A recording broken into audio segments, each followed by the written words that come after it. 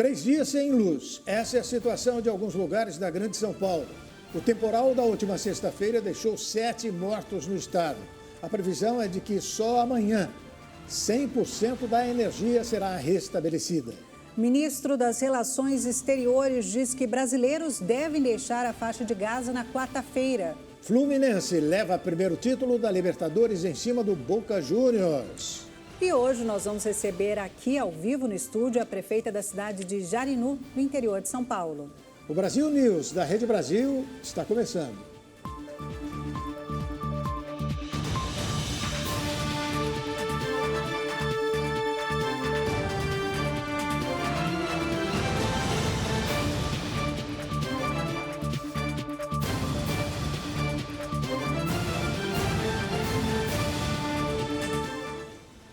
O presidente do Senado, Rodrigo Pacheco, confirmou a tão esperada votação da reforma tributária para esta semana.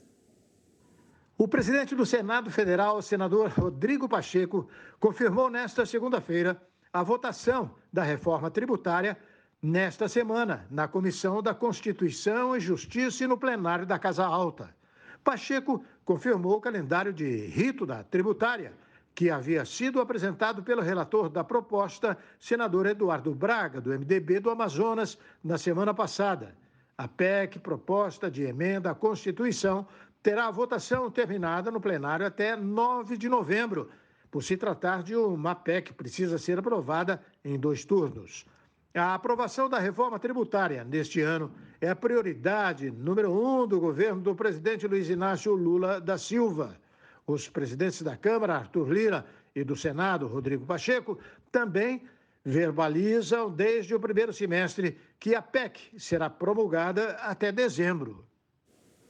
E de acordo com o nosso comentarista, Ney Gonçalves Dias, a pressão da sociedade vai ser grande para que os parlamentares aprovem o texto da reforma tributária que se arrasta há mais de 30 anos. Vamos acompanhar. Economistas de todos os setores, por exemplo, economista do governo Fernando Henrique, Armino Fraga, economista do governo Lula e Dilma, Guido Mantega, economistas de todos os setores de tendência liberal, empresários importantes, artistas, gente de expressão assina o manifesto Para Ser Justo. Pede ao Senado o seguinte: vamos votar esta semana a reforma tributária.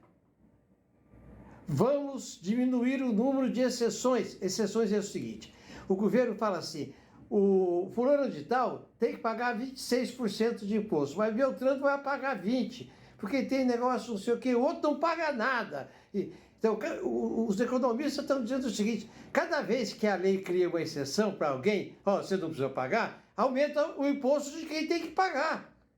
Então, o resto da população paga pelos 40 ou 50 que tiveram lá o benefício. Então, pressiona-se para isso. O que se espera é o seguinte: que o Senado aprove na Comissão de Constituição e Justiça desta semana a reforma tributária, envie ao Congresso, envie ao plenário, o plenário aprove e finalmente mande para a Câmara.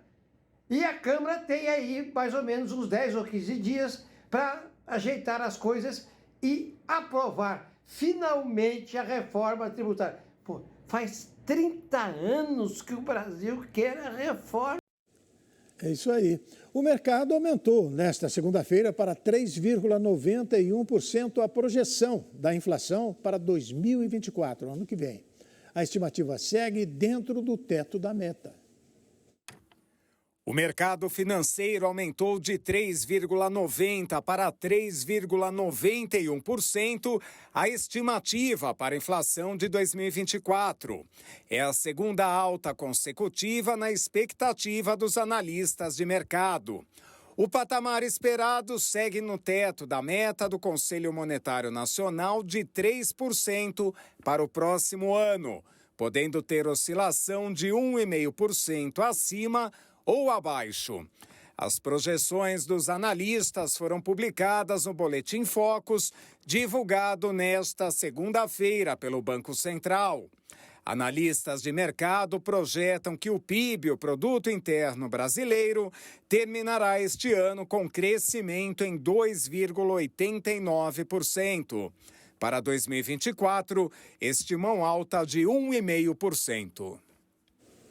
A Justiça suspendeu a audiência pública sobre a privatização da Sabesp na Assembleia Legislativa de São Paulo. A Justiça de São Paulo determinou a suspensão da audiência pública na Assembleia Legislativa de São Paulo, marcado para essa segunda-feira a respeito do projeto de lei que autoriza o governo de São Paulo a privatizar a Sabesp, uma das principais metas da gestão Tarcísio de Freitas. Com isso, a casa terá que marcar uma nova data.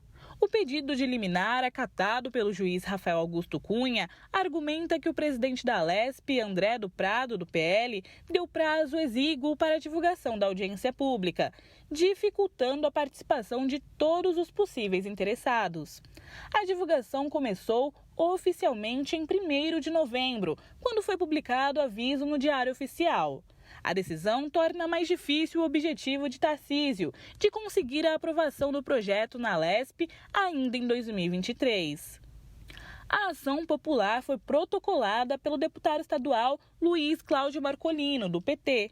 Em sua decisão liminar provisória, o juiz determina que a Alesp, em respeito ao princípio da ampla publicidade, divulgue a audiência pública com 8 dias úteis de antecedência, no mínimo. O governo Tarcísio afirma que o processo de privatização vai reduzir as tarifas para o consumidor, vai permitir o adiantamento das metas de universalização do saneamento no estado e aumentar os investimentos. A tempestade que atingiu o estado de São Paulo na última sexta-feira registrou 7 mortes causadas por quedas de árvores ou muros. Uma parte da capital ainda continua sem energia e 12 escolas municipais tiveram as aulas suspensas. O prefeito da cidade, Ricardo Nunes, responsabilizou a Enel pela demora e disse que a rajada de vento atípica dificultou os trabalhos.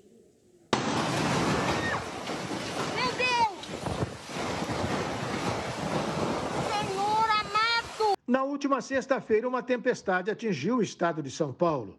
Não demorou muito para passar, mas foi o suficiente para deixar grandes estragos.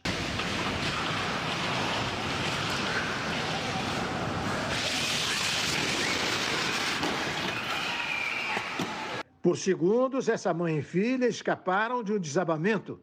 Nem todos tiveram a mesma sorte.